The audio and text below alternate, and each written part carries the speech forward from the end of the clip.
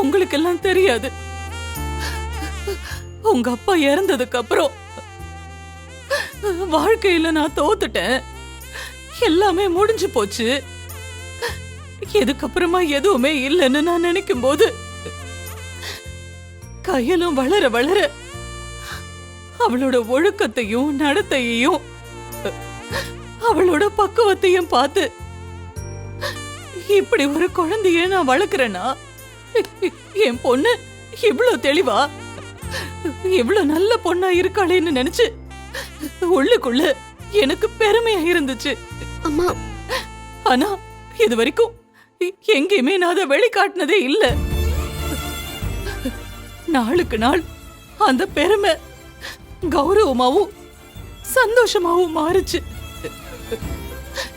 எதெல்லாம் நான் இழந்துட்டேன், தோத்துட்டேன்னு நினைச்சனோ அது எல்லாத்தையும் கையில பாக்கும்போது ஜெயிச்ச மாதிரியும் ஏதோ பெருசா சாதிச்சிட்ட மாதிரியும் எனக்குள்ள தோணுச்சு.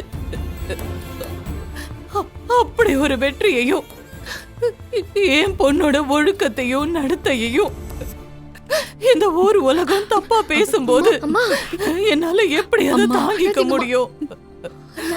அதனாலதான் மனசொடைஞ்சு போய் நான் இப்படி ஒரு முடிவு எடுத்துட்டேன்.